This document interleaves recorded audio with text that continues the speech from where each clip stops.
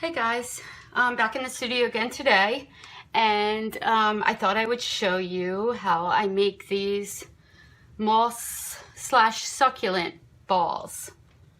I mound them up, not balls, mounds.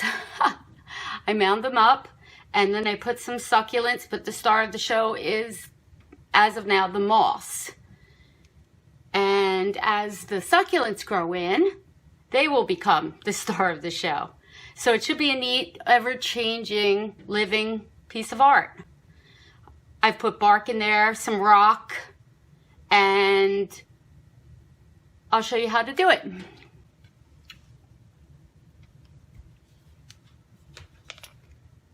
All right, I started with these urns.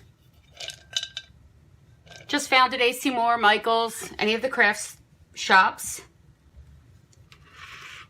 I put some rock at the bottom. You don't have to do that. I just do it because I have a tendency to give my non-drainage pots a lot of water, and then I let them sit for a couple minutes, and then I tilt them and I dump it back out to drain it for them because they don't have holes in it. Most people underwater the bowls without drainage. And I really like these. I want them to be inside, and I don't want the water splashing everywhere, or draining everywhere. So I kind of like the ones without drainage. You don't have to put the ugly saucers under them. Okay, so I layered it with rock, and to kind of protect the roots, I put in a coffee filter. Next, I put in the dirt.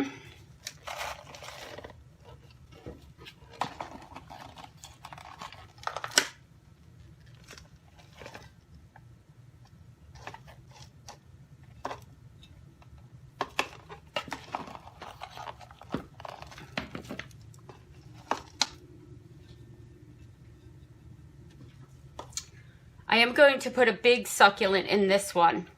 So this one's going to be more based on the succulents.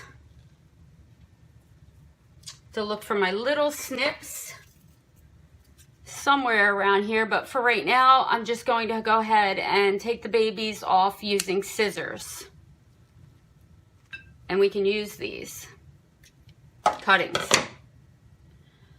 Some people harden these off. I think that's considered the correct way. I've never done that. And I have 100% success with succulents. I leave a little tab, I put them in the dirt, and then I don't water them for a week.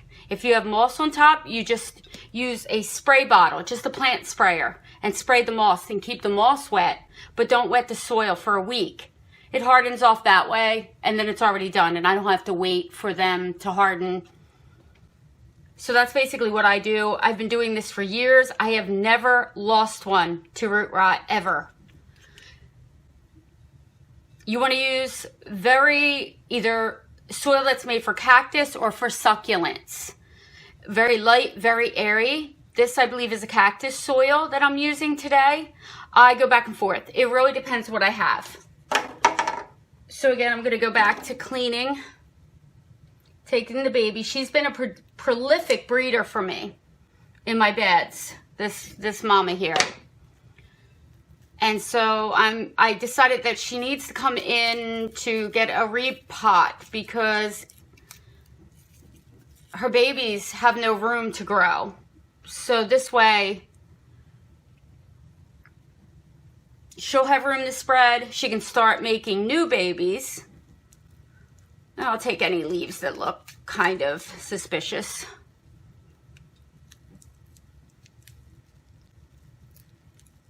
That one's pretty good on there. So I think I'm going to cut that instead of trying to rip it, since it's dying.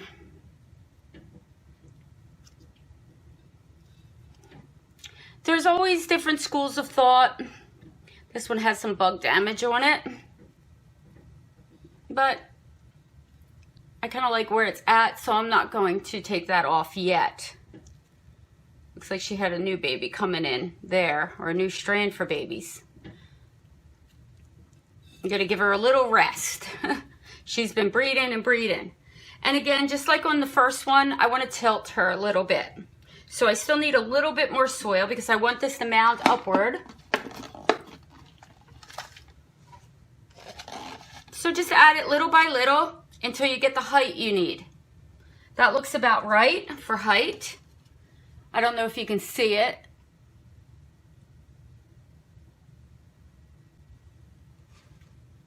And then what I'm going to do is go ahead and place soil all around. These are winter hardy succulents. These are the hens and chicks.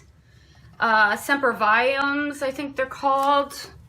Sempervivums, or I forget always how to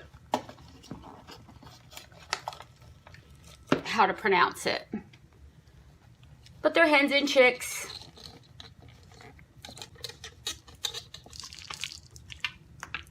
You will make a mess. That's kind of just part of planting, particularly if you're going up in a mound. Some of it will spill out until you get the moss on it. Oh, that's right. Okay. I also wanted to put a decorative rock in here for the moss to grow around. I think I like that one. Let me see what the other one. Maybe a little bit smaller so I can get more moss in. I'll turn it this way. Ah, yes, that's perfect.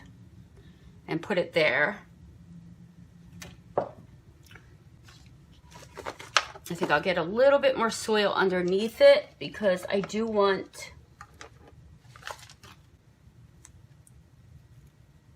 it right up underneath my succulent. Oh, that looks pretty.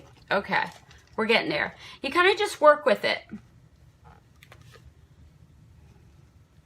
And just pat the soil. This is very loose, very mulchy kind of soil. So, and it still stays up there in that mound, no problem without wetting it. I might have to take out the rock so I don't break. I'm afraid I'll break her, which I don't want to do. She's kind of got a nice round rosette shape to her.